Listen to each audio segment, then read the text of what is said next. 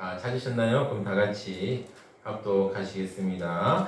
요한의 제자들이 이 모든 일을 그에게 알리니 요한이 그 제자 중 둘을 불러 주께 보내어 이르되 오실 그이가 당신이오니까 우리가 다른 일을 기다리오리까 하라 하매 그들이 예수께 나와 세례 요한이 우리를 보내어 당신께 여쭈어보라고 하기를 오실 그이가 당신이오니까 우리가 다른 일을 기다리오리까 하더이다 하니 마침 그때 예수께서 질병과 고통과 및 악기 들린 자를 많이 고치시며 또 많은 맹인을 보게 하신지라. 예수께서 대답하여 이르시되 너희가 가서 보고 들은 것을 요한에게 알리되 맹인이 보며 못 보는 사람이 걸으며 나병 환자가 깨끗함을 받으며 귀먹은 사람이 들으며 죽은 자가 살아나며 가난한 자에게 복음이 전파된다 하라. 누구든지 나로 말미암아 실족하지 아니하는 자는 복이 있도다 하시니라. 아멘. 아멘. 세수만기 성스러운 주일 아침에 거룩하신 주의 이름을 사랑하는 수막기 성도님들 한 분 한 분마다 하나님의 사랑과 은혜와 축복이 넘쳐나시기를 진심으로 축원합니다. 네, 지난 한 주 동안 다들 평안하셨는지요? 폭우가 많았죠. 비가 엄청 많이 왔던 것 같습니다. 그리고 또 기온 변화가 막 들쑥날쑥했던 것 같아요. 어떤 날은 막 더워서 힘들다가 또 어떤 날은 또 추워서 막 힘들고 참 감기 들기 딱 좋은 계절 같습니다. 주님의 은혜 가운데 회복의 은혜를 경험하는 한 주 되시기를 바랍니다. 옆에 있는 분들에게 주 안에서 강건하세요 라고 인사하시 바랍니다. 주 안에서 강건하세요. 네, 주 안에서 강건하시기를 바랍니다. 건강관리 잘 하시고 또 힘차게 한 주 또 살아가시기를 바랍니다. 어떤 도시에 서커스 다녀왔습니다. 우리나라의 서커스 단 중에 유명한 서커스 단 뭐가 있어요? 동춘 서커스 단 유명하죠. 여러분들 중에 서커스 혹시 보신 분 있으십니까? 네, 다 뭐 한 번쯤 다 보신 분 있으실 거라고 생각합니다. 요즘에는 잘 없죠. 옛날에는 이렇게 빈 공터 같은 데 있으면 딱 천막 크게 세우고 거기다가 이제 서커스 단원들이 막 이제 어느 무슨 공연합니다 막 팜플렛 다 붙이고 그래서 이제 가곤 하는데 저도 어렸을 때 제가 좀 꼬마였을 때 길거리를 지나가고 있었는데 어떤 서커스 한 아저씨가 저보고 오라고 막 그러는 거예요. 그래서 그냥 찔레찔레 갔더니 코끼리 지금 모형 같은데 그 코끼리에다 저를 딱 그냥 몰려 태우는 겁니다. 얼마나 그때 기억이 나는지 모릅니다.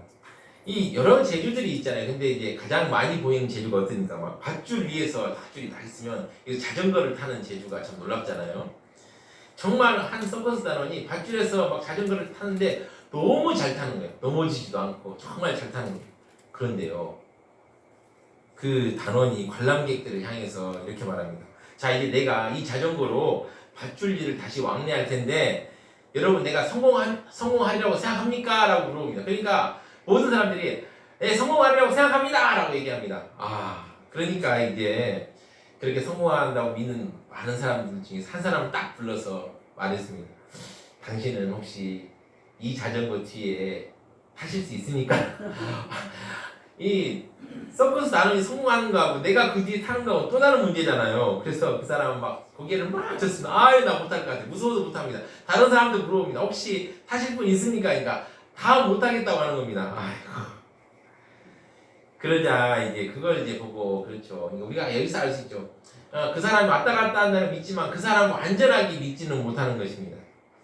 우리는 곧잘 하나님을 믿는다라고 말합니다. 그런데 위급하거나 고통을 당할 때 또 예기치 않은 어려움이 닥치거나 손실을 보았을 때 그 믿음을 알 수 있죠.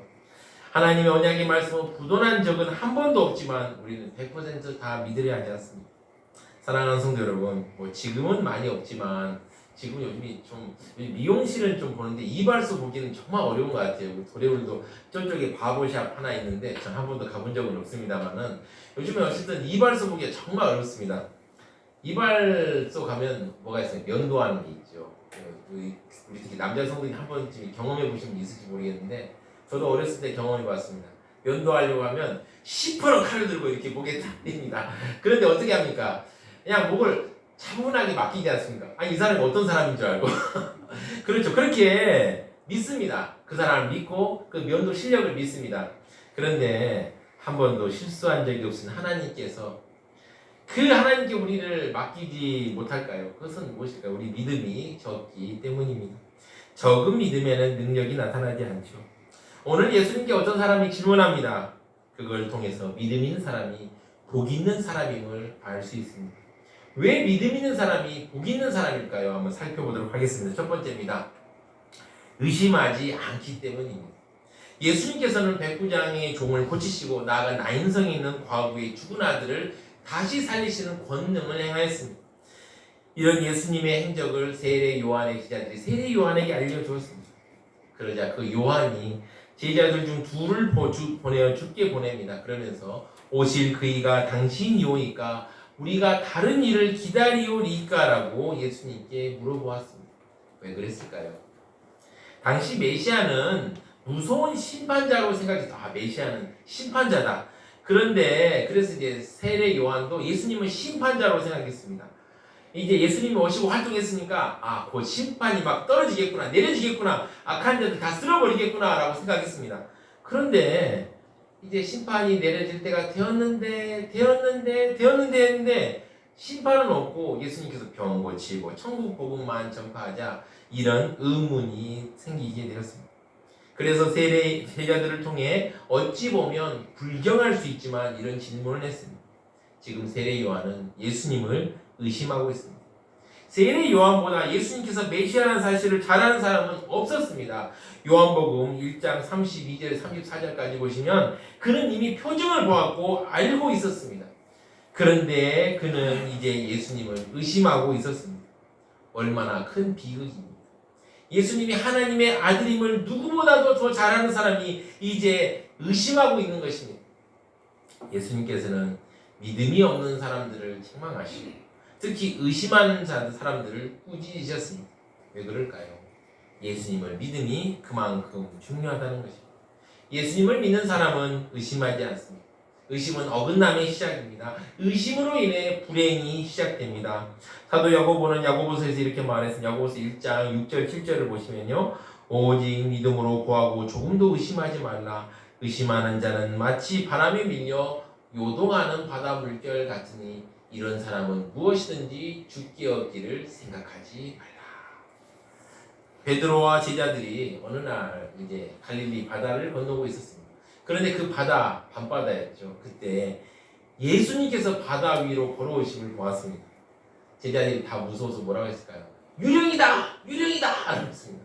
얼마나 저도 아마 배 타고 있는데 어떤 사람이 저기서 걸어오고 있으면 유령 아닌가라고 생각했습니다. 그런데 예수님께서 말씀하시죠. 안심하라. 나니 두려워하지 말라라고 했습니다. 여기서 가만히 있으면 좋은데 우리 베드로 어떻게 합니까? 주여! 주님이시여 나를 명하나 물 위로 걸어오라 하소서라고 이제 담대하게 외쳤던 것입니다. 참 용기가 대단한 것 같아요. 베드로.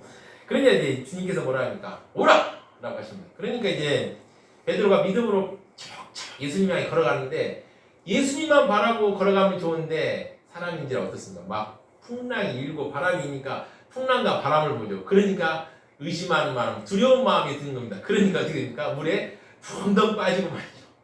예수님께서 즉시 베드로의 손을 붙잡으시며 말했습니다. 믿음이 작은 자여 왜 의심하였느냐라고 말씀하시죠. 사랑하는 성도 여러분, 여러분 안에 지금 뭐가 있습니까? 믿음이 있습니다. 작은 믿음이라도 있기 때문에 이 자리에 오신 것입니다. 그런데 어떤 사람들은 이 믿음을 소중하게 생각하지 않습니다. 내가 왜 믿었지? 상식적으로 판단해야 돼. 이렇게 막 생각하기도 합니다.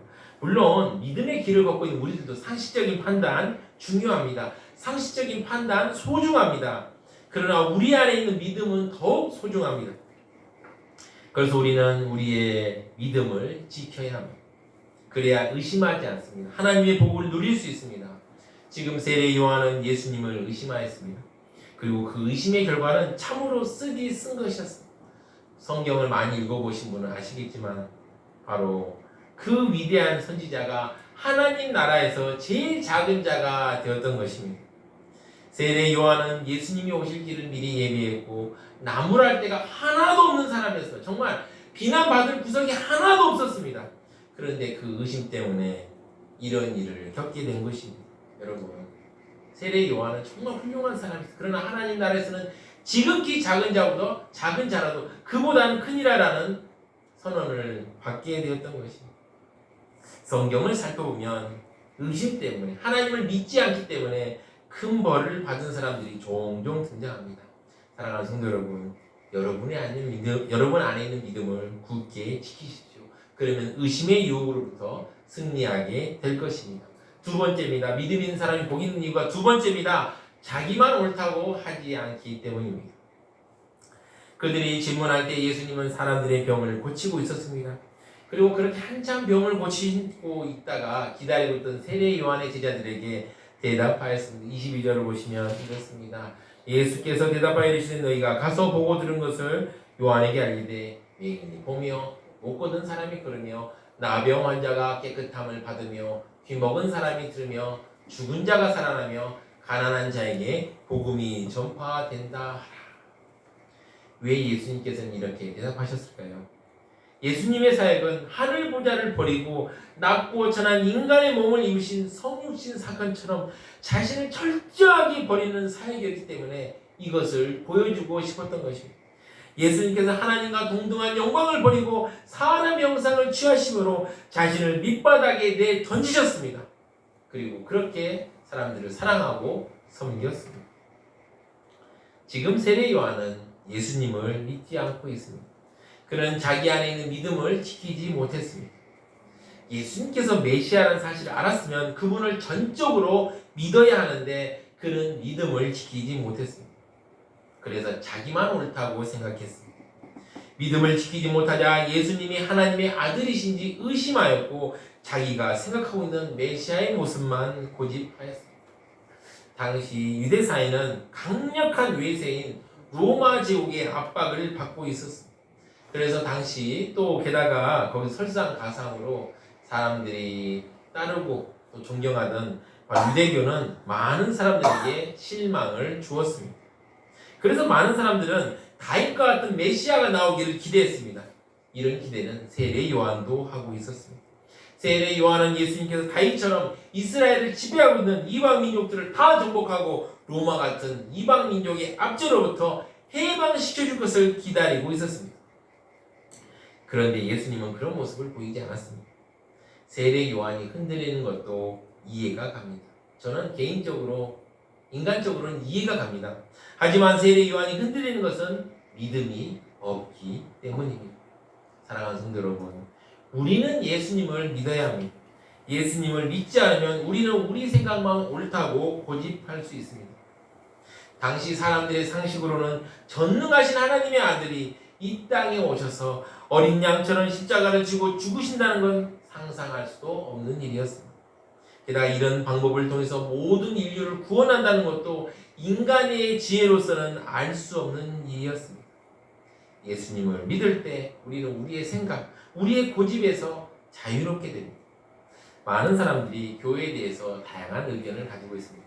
어떤 사람은 교회가 이렇게 운영돼야 한다고 생각합니다. 또 어떤 사람은 교회가 저렇게 운영돼야 한다고 생각합니다. 각자 자기 생각, 이상, 경험에 근거하여 교회를 바라봅니다. 그러나 사랑하는 성도 여러분, 교회의 주인은 누구입니까? 우리들입니까? 아닙니다. 예수님이십니다. 예수님께서 교회의 주인이시고 교회를 세우시고 교회를 이끄십니다. 예수님께서는 교회의 머리 되셔서 교회를 다스리고 세우십니다. 우리는 우리 안에 믿음을 잘 지켜야 합니다. 그럴 때 우리는 예수님의 다스리심을 온전히 누릴 수 있습니다. 교회의 머리 되신 예수님께서는 사람의 생각으로는 헤아릴 수 없는 많은 일을 행하십니다. 그리고 그 은혜의 흐름에 우리는 우리를 맡겨야 합니다. 성경을 보면 예수님께서 승천하시기 전에 사도들에게 이렇게 지시합니다. 예루살렘을 떠나지 말고 내게서 들은 바 아버지께서 약속하신 걸 기다리라. 요한은 물로 세례를 베풀었으나 너희는 몇 날이 못되어 성령으로 세례를 받으리라. 그런데 당시 제자들은 어떤 생각이 있을까요? 자, 이제 예수님께서 부활하셨다. 그러니까 이제 로마로부터 우리나라를 해방시킬 것이다 라고 이렇게 생각했던 것입니다. 그래서 제자들이 예수님께 물어봅니다. 주께서 이스라엘 나라를 회복하시니 이때니까 이제 이제 칼 들고 싸워야 될 때입니까? 라고 이제 물어본 겁니다. 그런데 예수님께서는 거기에 관심이 하나도 없었어요. 제자들의 질문에 이렇게 말합니다. 때와 시기는 아버지께서 자기 권한에 주셨으니 너희가 알 바가 아니요 오직 성령이 너희에게 임하시면 너희는 권능을 받고 예루살렘과 사마리아와 땅끝까지 이르러 내 증인이 되리라 라고 말씀하시며 성령을 받을 것을 말씀하셨습니다. 여러분, 제자들의 생각과 예수님의 생각이 완전히 다르죠. 여기서 우리는 알 수 있습니다. 내 생각이 잘못된 것일 수도 있겠구나, 내 생각이 실수한 것일 수도 있겠구나 라는 생각 우리가 알 수 있습니다. 사랑하는 성도 여러분, 믿음을 가진 사람이 복 있는 사람인 이유는 예수님을 믿음으로 자기만 옳다는 생각에서 자유하게 되기 때문입니다. 성도 여러분, 여러분 안에 있는 믿음을 귀하게 여기십시오. 어떤 자들도 여러분 안에 있는 믿음을 빼앗아가지 못하도록 애쓰십시오. 그럴 때 우리는 자기만 옳다는 고집에서 자유할 수 있습니다. 우리는 은혜가 아니면 살아갈 수 없습니다. 은혜로 살아갑니다. 이걸 생각하고 우리 찬양 하나 했으면 좋겠는데요. 오직 예수뿐이네 라고 찬양하시겠습니다. 우리 찬양하시겠습니다. 주님께 모든 걸 맡겨버리는 마음으로 찬양하시겠습니다.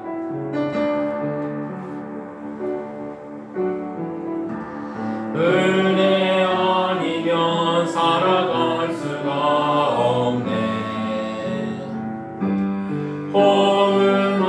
호흡마저도 다 주의 것이니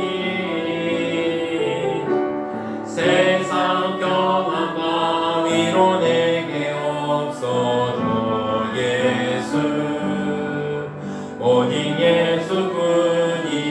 은혜 아니면 살아갈 수 없네. 은혜 아니면 살아갈 수가 없네. 복음마저도 다 주의 것이니 세상 평안과 위로 내게 없어도 예수 오직 예수뿐이네. 그 신께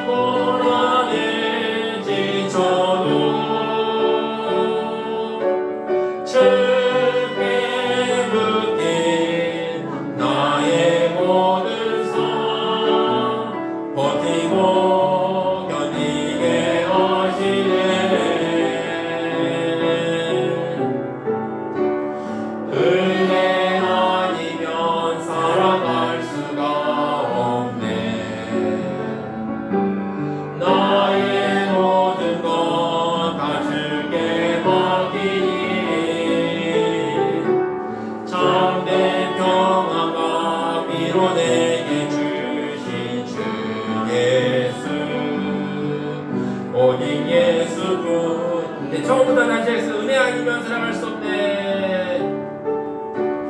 은혜 아니면 살아갈 수가 없네. 복음마저도 다 주의 것이니 세상 평안과 위로 내게 없어도 예수 오직 예수뿐이 그 신께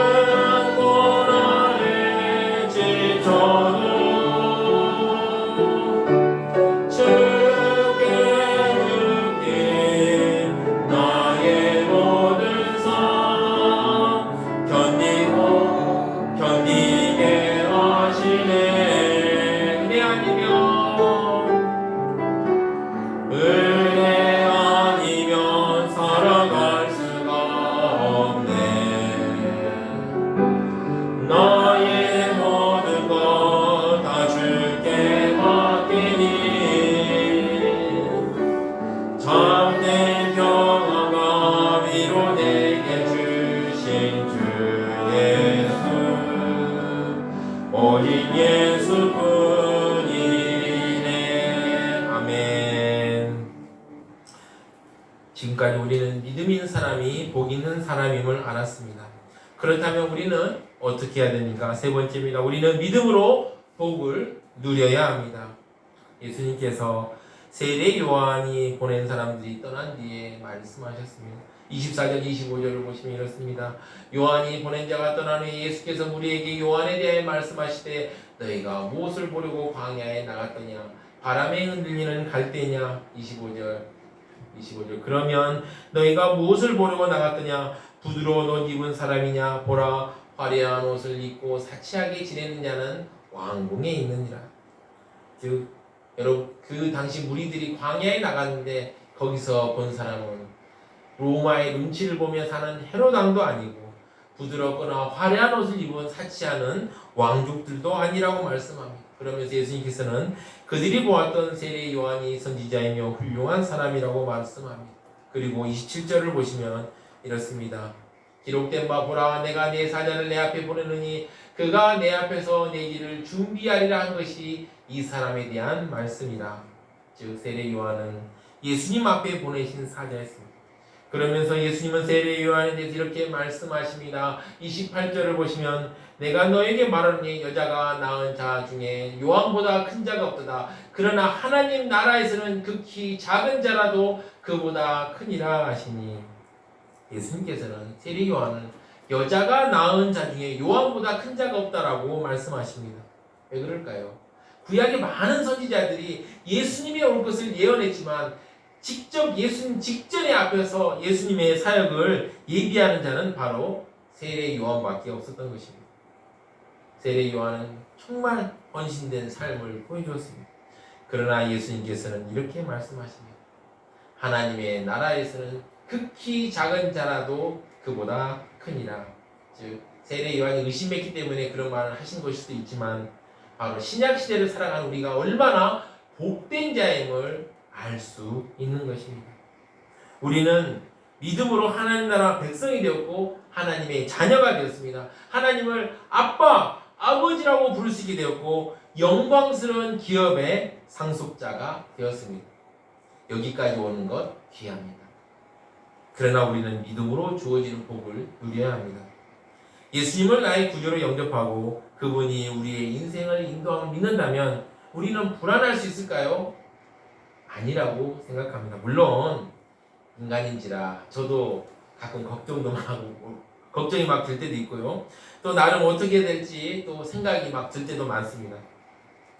그러나 믿음으로 나아가는 성도들이 삶을 주님께서 선하게 인도하심을 믿는다면 우리는 불안하거나 염려로 몸이 상하는 일은 없을 것입니다. 사랑하는 성도 여러분, 너무 걱정 많이 하지 마십시오. 지금 경제도 어렵고 나라도 뭐 아직 이제 정리되고 있는 상황인데 어쨌든 우리가 걱정하면 안 됩니다. 왜 그럴까요? 예수님께서 뭐라고 하셨습니까? 내일 일은 내일 걱정하라 라고 말씀하시죠. 그렇죠. 내일 일은 내일 걱정하는 겁니다.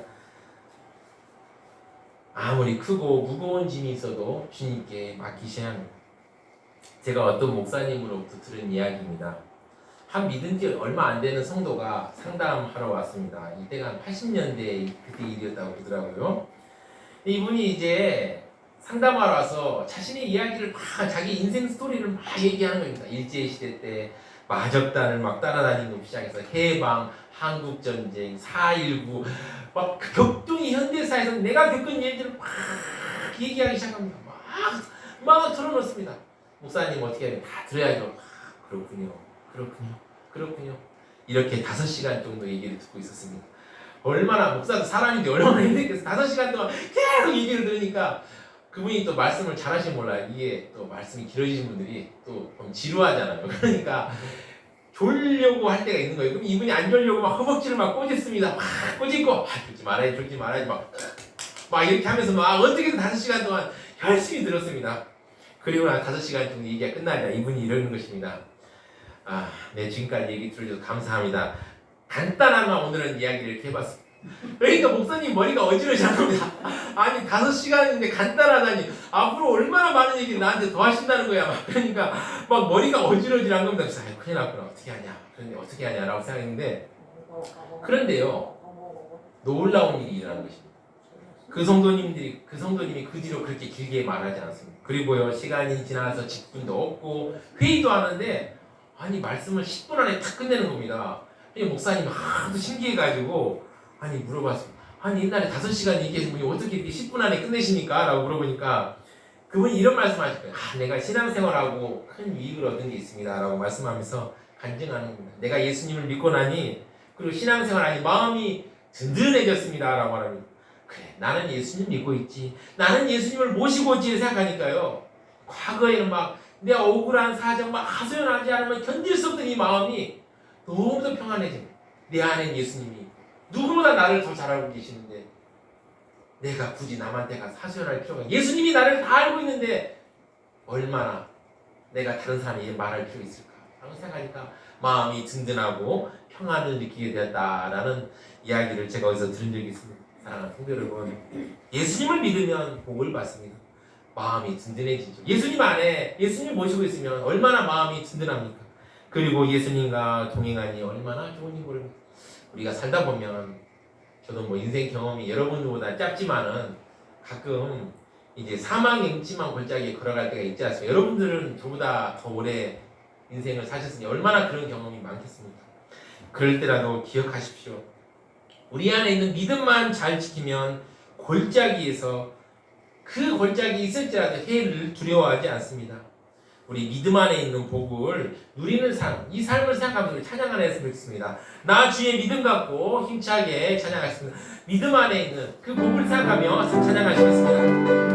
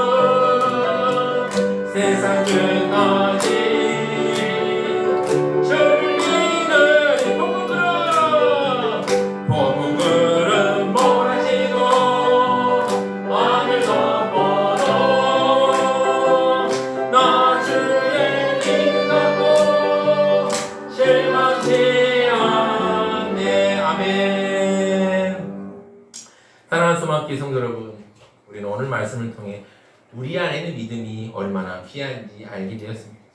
우리 안에 있는 믿음은 결코 하찮은 것이 아닙니다. 우리 안에 있는 믿음을 통해 우리는 복을 누리고 승리합니다. 우리 안에 있는 믿음을 지키면 우리는 의심하며 흔들리지 않습니다. 우리 안에 있는 믿음을 지키면 우리는 자기 생각에 갇혀있지 않습니다. 사랑하는 성도 여러분, 우리 안에 있는 믿음을 지킵시다. 믿음을 지킴으로 하나님께서 우리에게 허락하신 아름다운 복을 누립시다. 세상이 흔들리고 우리를 괴롭게 해도 하나님께서 우리에게 주신 믿음을 지켜서 하나님이 우리에게 주신 복을 누리는 사랑하는 수막교회 성도님들 되시기를 진심으로 축원합니다. 합심하여 기도하겠습니다. 정말 믿음으로 복을 누리도록 이 기도 제목 두고 주여 한번 외치고 힘차게 기도하시겠습니다. 주여 주님 은혜 감사합니다. 오늘 말씀을 통해서 아버지 믿음으로 복을 누리게 하십니다. 아버지 복을 누리는 것이 얼마나 소중한 일인지 알게 하시니 감사합니다. 우리 안에 있는 작은 믿음 아버지 꼭 지키게 도와주시고 사단과 악한 것들이 아버지 우리 안에 있는 믿음을 노략질하지 못하도록 도둑질하지 못하도록 끝까지 지킬 수 있도록 주여 붙잡아 주시옵소서. 아버지 믿음을 지키며 아버지 나아갈 때 의심하지 않게 됩니다. 또한 믿음을 지키며 나아갈 때 내 생각이 갇혀있지 않게 됩니다. 아버지 은혜를 베풀어 주시고 함께 하시고 아버지 우리가 정말 아버지 예수 그리스도를 믿음으로 아버지 온전한 복을 누리는 우리 사랑하는 새소망의 가족들 될 수 있도록 주여 붙잡아 주시고 함께하여 주시옵소서.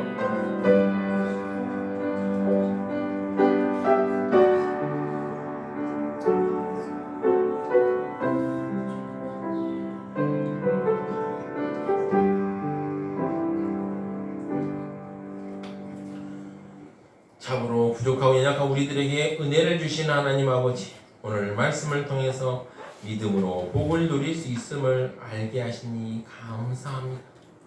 우리도 믿음으로 복을 누려서 하나님 은혜 가운데 늘 거하는 우리가 될 수 있도록 오늘 하루도 그리고 한 주도 인도하여 주시옵소서. 앞으로의 삶도 인도하여 주시옵소서. 이 모든 말씀 우리 주 예수 그리스도의 이름으로 기도드립니다. 아멘.